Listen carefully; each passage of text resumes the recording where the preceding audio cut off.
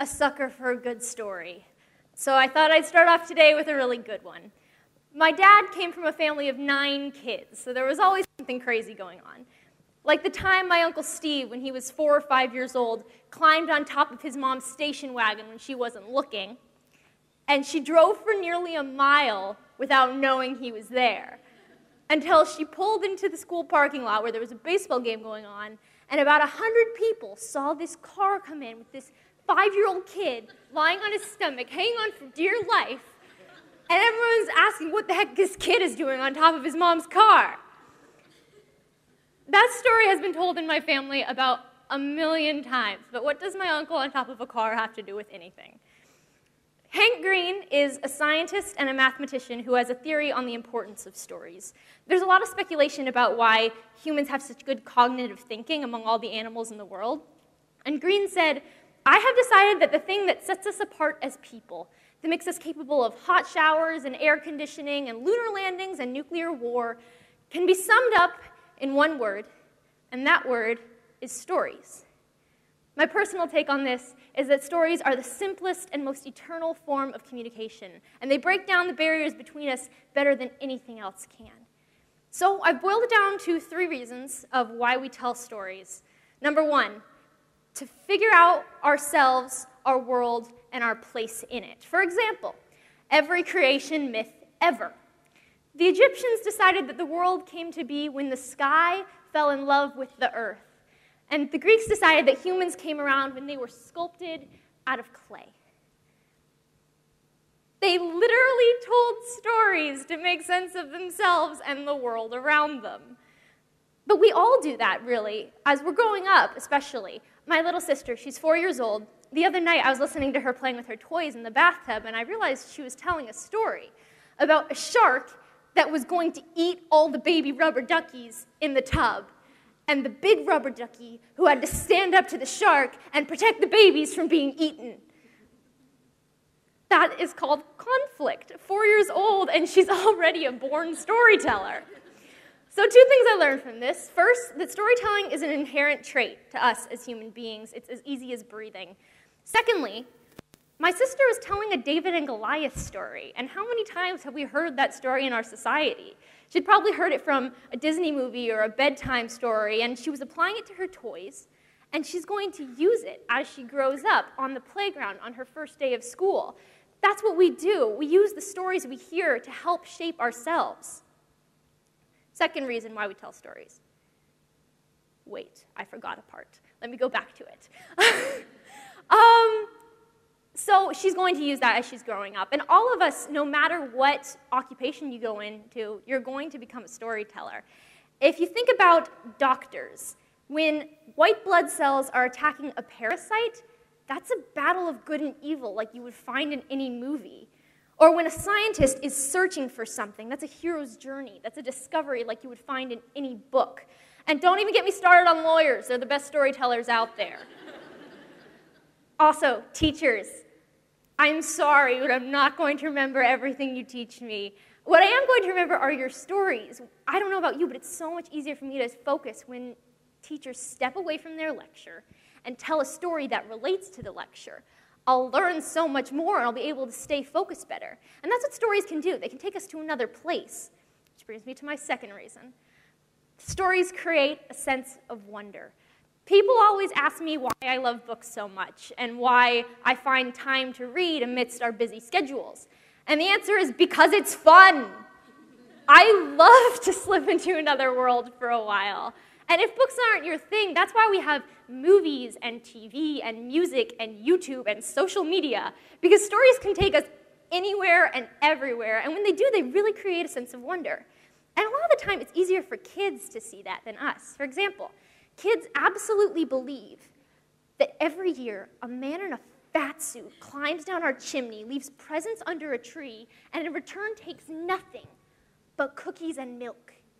And it sounds crazy when you say it like that, but kids believe it because of the wonder of the story. I love the myths that our society has. As Walt Disney said, it's kind of fun to believe in the impossible. Isn't it, though? as we grow up, we start to realize that the stories we tell aren't real, but that doesn't stop us from loving them anyway.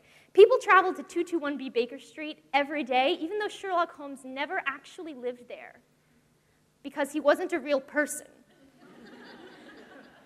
Or if you think of something like Stonehenge, it's literally a pile of rocks. But people flock to it because of the stories that are associated with it. This is why we have things like Tumblr and Comic-Con and Harry Potter World, because people love to live in stories. And more than that, they love to share stories with other people. This brings me to my third reason. Stories create an emotional connection. And we're telling stories all the time. We have inside jokes with our friends. We're telling things that are important to us. For example, if I said, I tripped in the lunchroom today and dropped my tray in front of everyone, and it was super embarrassing, and I'm telling you this story because I have an emotional connection to it, and I need somebody to hear it. We do that every day. And that's the thing about stories. It needs two people. It needs a speaker and a listener.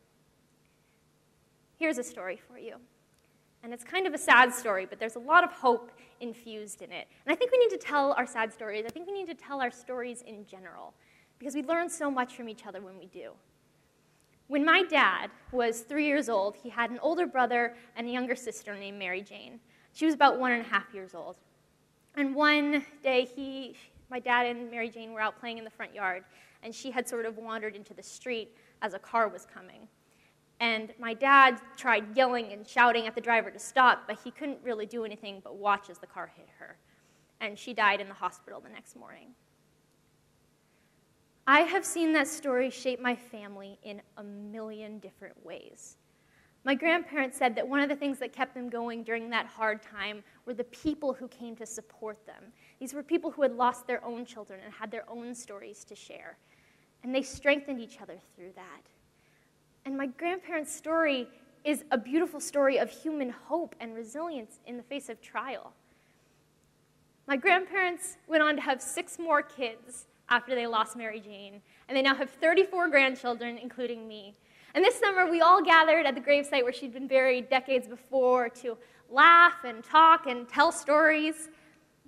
And only 4 people at that meeting had ever met Mary Jane, but she was still present in the form of a story. We remembered her life and the joy she had brought to my grandparents.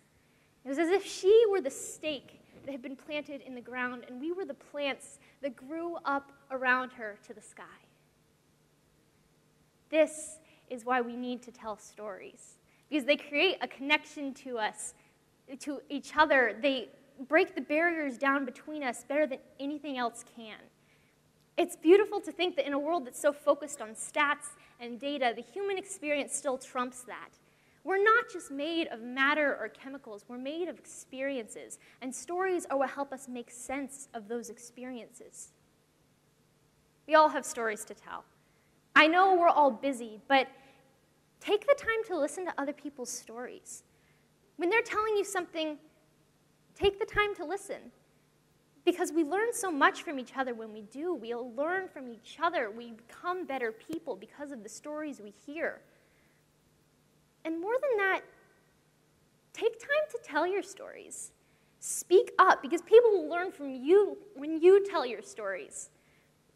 We need to listen, because I think if we listen to each other's stories, if everyone took the time to do that, the world would be a more compassionate and caring place.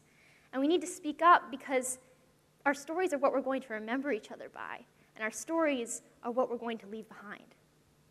My entire life, things that I absolutely love, and that's writing and theater. And one day I woke up and realized that those were just glorified ways of telling stories.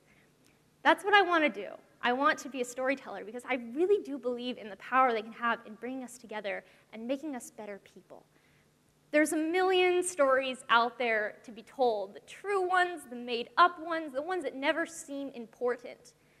But every story everywhere means something to someone, and the stories inside us are the most important ones of all, the ones that we live by, learn from, and are bursting to share.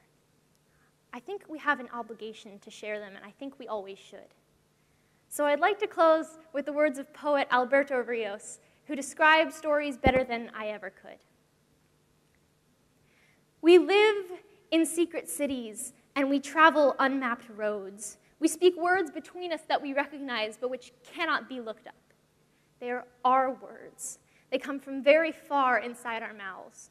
You and I, we are the secret citizens of the cities inside us. And inside us, there go all the cars we have driven and seen. There go all the people we know and have known. There go all the places which are, but which used to be as well.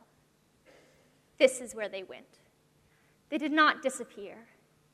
We each take a piece through the eye and through the ear. It's loud inside us in here, and when we speak in the outside world, we have to hope that that sound does not come out, that an arm does not reach out in place of the tongue.